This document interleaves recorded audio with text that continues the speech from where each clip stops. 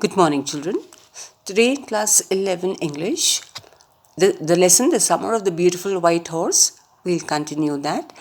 And yesterday we were talking about how John Byrow, the actual owner of the horse that Murad had stolen, came to visit Aram, his parents, and Uncle Khosrow also was there. So the two visitors at Aram's place, one was Uncle Khosrow and the other one was John Byrow, who was a farmer also. So he came there and he was sharing his grievances, his difficulties, the suffering and the misery that he suffered on account of the loss of his horse.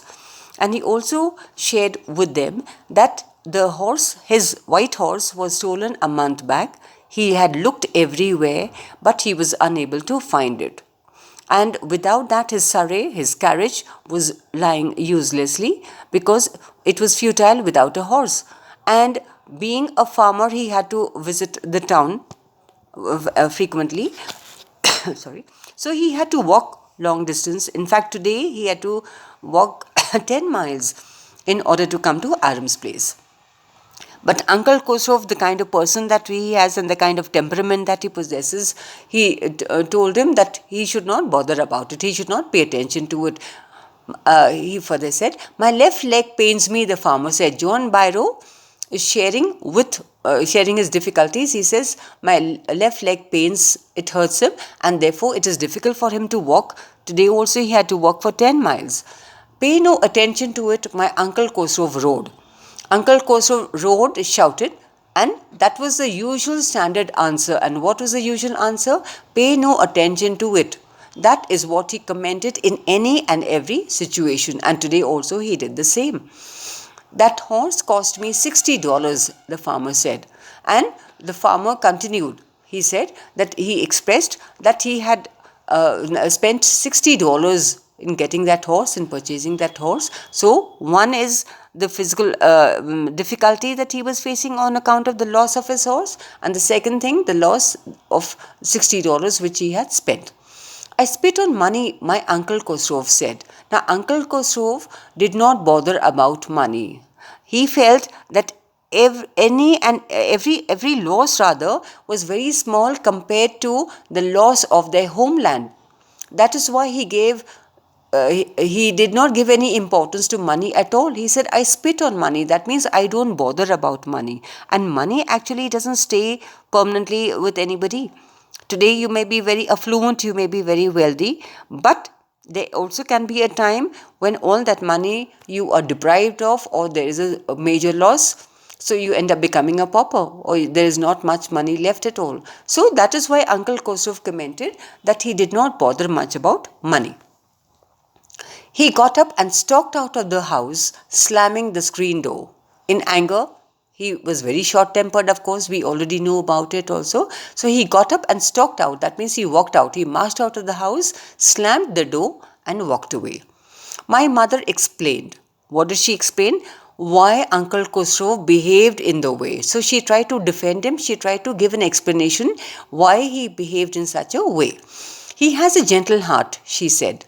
She is commenting about Uncle Khosrow, that he is a kind-hearted soul, and it is simply that he is homesick and such a large man. So she further said that it's just because he is homesick. Homesick means when you have a desire or a longing for your own home. Maybe for studies if you're staying in a hostel, or for your work you're away from your family. So obviously you will miss your home, the comforts of your home, your parents and other members in the family. So he was also homesick like this. And such a large man. And for a man, it would not be possible for him to shed tears. So that is why he reacted in the way that he did today. So she is trying to, Arma's mother tries to explain the situation to John Byrow, and he will be able to understand why Uncle Khosrow behaved in such a strange manner. The farmer went away. That is, John Byrow was a farmer. He went away, and I ran over to my cousin Murad's house. Why? He was bubbling with excitement because he has come to know, Murad had not shared with him, but he has come to know that the horse which Murad and he rode in the morning, that belonged to John Byrow. He was sitting under a peach tree. That is, Murad was sitting under the tree trying to repair the hurt wing of a young robin which could not fly. That is what Murad was engaged in, that he was trying to repair. Repair meant a robin, a young bird had hurt its wing, and Murad was trying to fix it. Murad was trying to help it and mend it. He was talking to the bird. Because, and we know very well that earlier Murad had shared that he has a way with the horse. It speaks of his kindness towards animals. And here also we have a better understanding of his character, that people considered him to be crazy, but he was you can say, had deep love and concern for animals and birds also. So that is what he was doing today. What is it he said? The farmer John Biro, I said. He visited our house. Now Murad did not know what he has come for.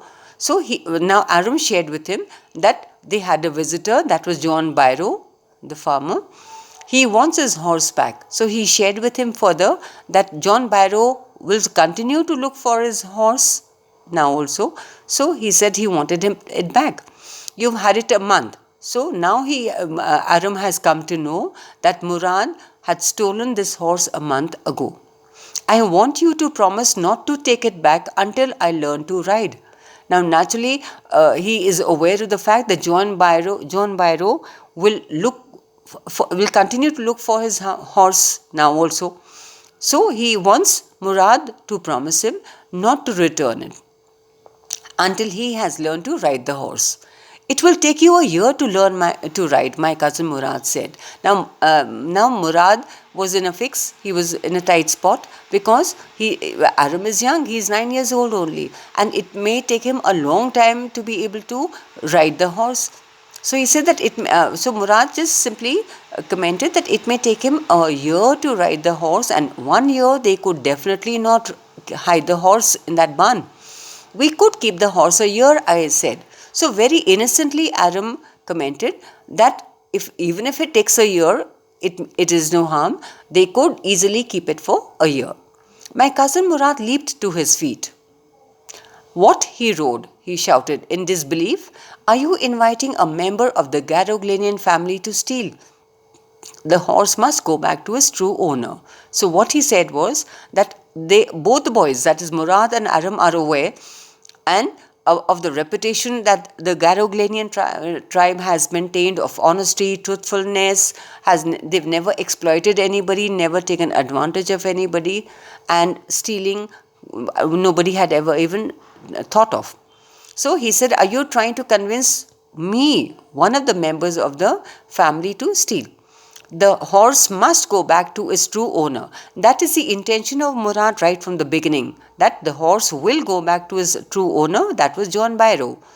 So that is the reason why he had borrowed the horse. When I said, in 6 months at the latest, he said, that means that 1 year would be too long a period. So he said at the most they could keep the horse, or rather hide the horse in the barn for about 6 months. He threw the bird into the air. While this conversation pursued, he was trying to help the bird and repair its wing. The bird tried hard, almost fell twice, but at last flew away high and straight. And then what we saw was that initially once or twice the bird tried to fly, but it was not able to. Finally it was able to fly away, and it flew away straight and high. Early every morning for 2 weeks, my cousin Murad and I took the horse out of the barn of the deserted vineyard where we were hiding it, and rode it, and every morning the horse, when it was my turn to ride alone, leaped over grapevines and small trees and threw me and ran away. Nevertheless, I hoped in time to learn to ride the way my cousin Murad rode. So here we also come to know, we realize how concerned Murad is for animals and birds also. So we can see, one can say that he is extremely kind towards birds and animals. Now we see that early every morning for 2 weeks, my cousin Murad and I took the horse out of the barn of the deserted is abandoned vineyard where we were hiding it, and rode it. So every morning they took out the horse from the barn and rode it, And unfortunately, every time, and it was my turn to ride alone, that means Murad was able to handle it very well, he was able to ride it very well, but every time Arum made an effort to sit on the horse, it leaped over grapevines and small trees and threw me and ran away. That happened for almost 2 weeks every single morning. Nevertheless, I hoped in time to learn to ride the way my cousin Murad rode. But Aram was still confident. He was hopeful that he will still continue. He will still continue to make an effort to ride till finally he is able to achieve that. One morning on the way to Fitvigian's deserted vineyard, we ran into the farmer, John Byrow, who was on his way to town. Now, they used to go early in the morning before people would wake up. But one fine morning, as they were going towards the barn to keep the horse over there, the owner, John Byrow, met them. He was going to the town, he was proceeding towards the town, while these two boys were going towards the barn to keep the horse. Let me do the talking, my cousin Murad said. I have a way with farmers. Earlier, Murad had commented that he has a way with horses. We see that he was extremely kind to the robin also and helped and repaired the wing of that robin. And now he told Aram that he should remain quiet, he should not say anything at all. He will be able to, that is Murad, will be able to handle the farmer. So he just told Aram to keep quiet. Good morning, John Byrow, my cousin Murad said to the farmer. So he wished him, he greeted him. They did not run away from there, because if they did that, then that would prove their guilt also. But they stayed there only. And in fact, Murad greeted John Byrow and wished him a good morning. The farmer studied the horse eagerly. Now, obviously, it was his horse, so he was trying to identify and make out how did these two boys have this horse with them.